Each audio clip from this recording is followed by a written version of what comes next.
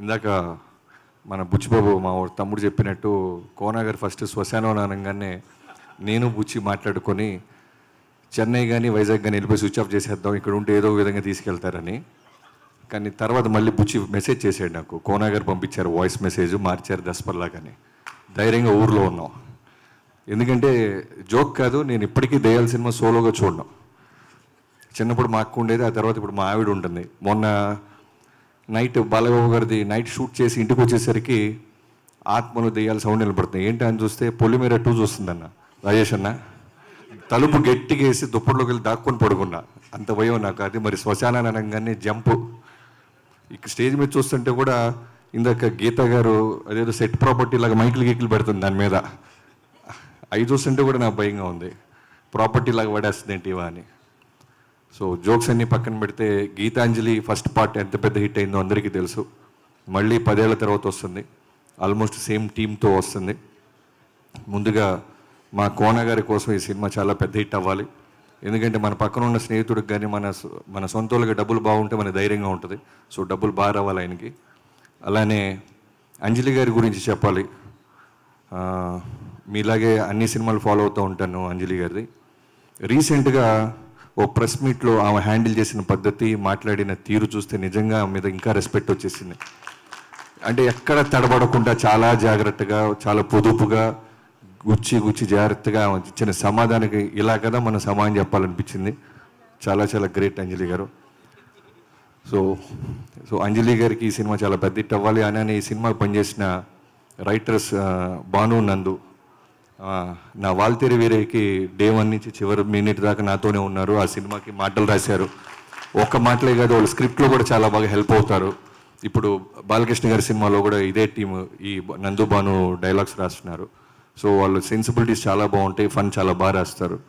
So ఖచ్చితంగా ఈ cinema బాగుంటుంది అనడానికి కోన గారి తర్వాత వీళ్ళిద్దరు పేర్లు చూస్తుంటే కూడా నమ్మకంగా ఉంది.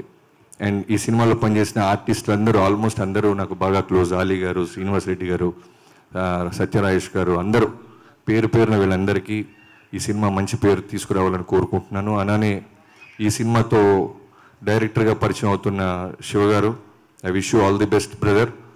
కోన గారితో రైటర్గా ఫ్రెండ్గా ఉండటం చాలా ఈజీ, బట్ ఆయన ప్రొడ్యూసర్గా ఉండటం నాకు తెలుసు.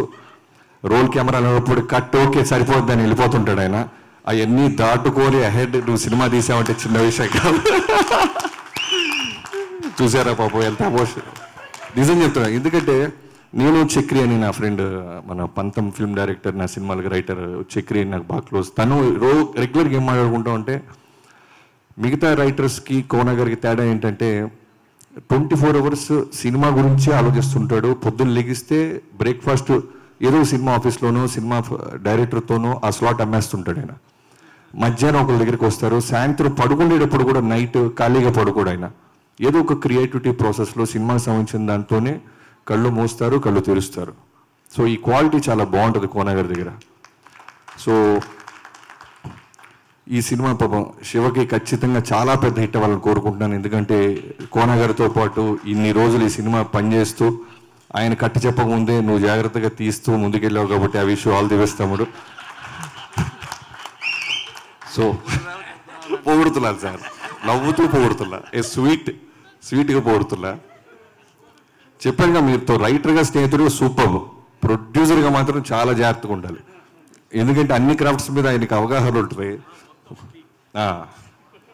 సో అలానే డిఓపి సుజాత సిద్ధార్థ్ గారి వర్క్ చాలా బాగుంటుంది. నేను ఆయన ప్రీవియస్ ఫిల్మ్స్ కూడా చూడంగానే, సినిమా చూసిన టీజర్ చూసినా నేను మెసేజ్ చేస్తూ ఉంటాను, అంత చాలా బాగా చేస్తారు ఆయన. సో తను ఈ సినిమాకి డిఓపి అవ్వటం, అలానే మ్యూజిక్ డైరెక్టర్, మీ ప్రీవియస్ ఫిల్మ్స్ కూడా ప్రవీణ్ లక్కరాజు గారు ప్రీవియస్ ఫిల్మ్స్ కూడా మీకు ఫాలోయింగ్ బాగుంది సార్. యూఎస్ నుంచి తెచ్చారా, ఇక్కడే ఉంటారు వీళ్ళు? తీసుకురాలేదుగా, ఏదో మీ పేరు చెప్పగా నడిచేస్తున్నారు, మొత్తం ఇంపార్టెంట్. ఓకే, ఈసారి వస్తున్నప్పుడు చెప్పండి, మేము తెప్పించుకుంటాం. అదే వాళ్ళు మెసేజ్ చూసుకుంటారు అప్పటిదాకా, ప్రవీణ్ అని మళ్ళీ మెసేజ్ చూసుకుంటున్నారు. సో ప్రవీణ్ లక్కరాజు గారు బ్యాక్గ్రౌండ్ స్కోర్ చాలా బాగుంది అంటున్నారు. మీకు కూడా wish you all the best. అలానే ఈ సినిమాలో ఇంకెవరైనా మర్చిపోతే క్షమించండి.